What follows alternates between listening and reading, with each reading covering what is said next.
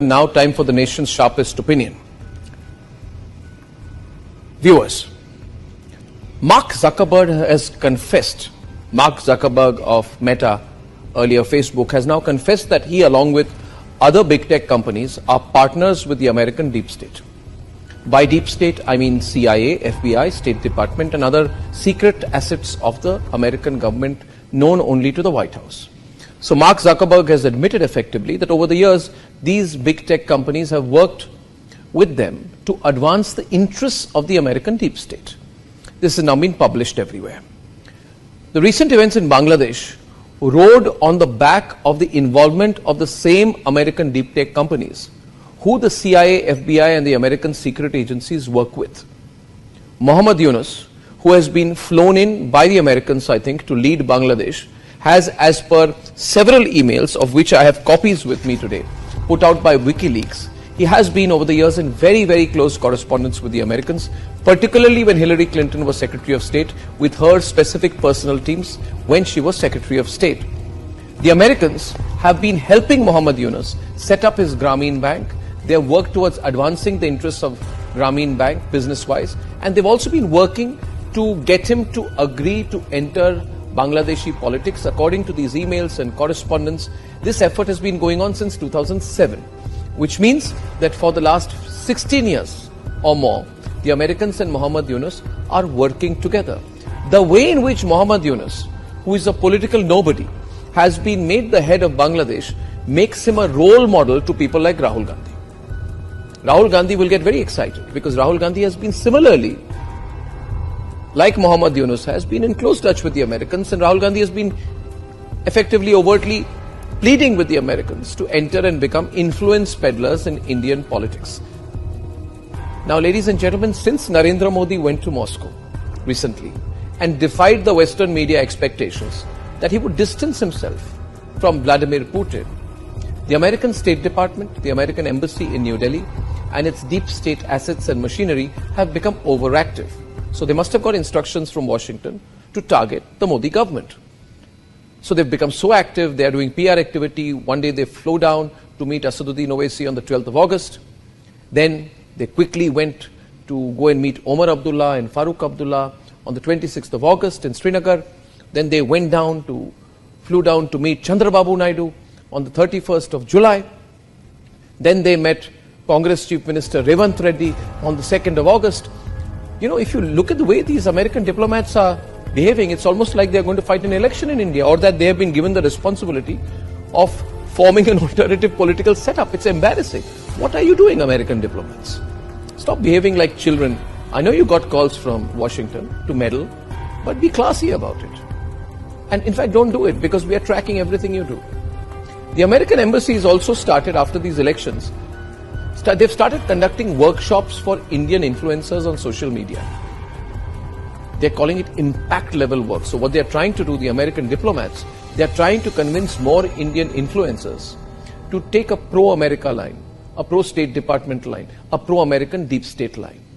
The Americans think this way they will influence the influencers, and the influencers will do what they want them to do, and maybe in the course of it, through some usual American deep state techniques, they'll call it funding good journalism, or they'll call it funding impact journalism, or whatever like that. They'll keep giving bits of money to people they like. In fact, you should all do the research on which are the people, which are the organizations, which are those digital companies, influencers, who have been taking money from the Americans. Directly, it happens quite directly, $10,000, $20,000, $30,000. They give this money, and these Indians gratefully accept it. And that's how the deep state works. Ladies and gentlemen, the American deep state, which was, in my view, earlier supporting the Aam Aadmi Party, has now hitched completely and moved its forces entirely behind the NGO Congress ecosystem. Mark Zuckerberg's admission in all of this, that he has been a very loyal lieutenant, effectively, of the American deep state, brings into the open the big tech deep state conspiracy. The only difference is that between Bangladesh and India is that we are a larger country. We are a bigger country, we are a stronger country.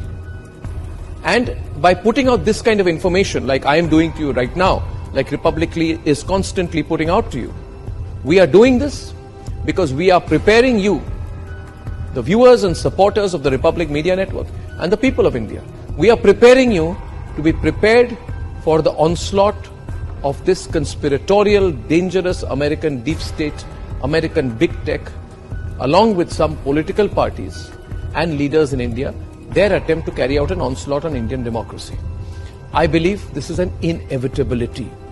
They are working so hard on it, they will try to do it. Who are the people who will work with them in India?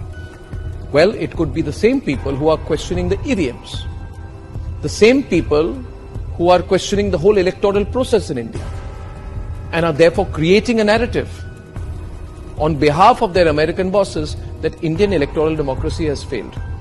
Take a few steps back and look at what people in Bangladesh were saying 2 to 3 months back. They, along with the Americans, started saying that yes, Sheikh Hasina has won the elections, but the elections were not fair. The electoral process is not fair. Now, was the coup fair? Was the military coup fair?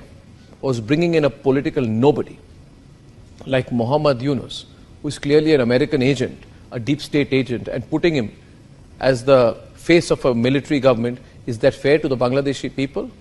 Is the crashing of the Bangladeshi economy fair? Are the killings of Hindus fair?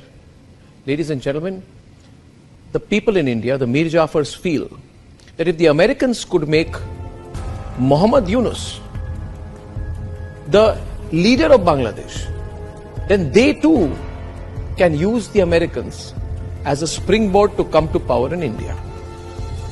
And these people in India who are losing elections or have not fought an election or can never win an election through the normal way, who will keep losing elections, they want to work together with American deep tech to engineer chaos in India, to subvert the election results of June 2024. Now, in all of this, what do you need to do? What you need to do is to let everyone know what this American deep state plan is against Bharat. To forward this video, to tell every Bharatiya that this American conspiracy against India's supreme national interest has to fail. And that we together, the people of Bharat, should teach the Americans the geopolitical lesson that they fully deserve. Serve them a defeat. Teach them a lesson that only Bharat can. So we have to come together. Please spread this video as widely as you can, so that the Americans know that even before they think they can act against us, that we've got our lens on them. It is they who should be on the defensive. Ladies and gentlemen, it is they who must know the people of Bharat will teach them a lesson, if necessary, if they conspire against our interest.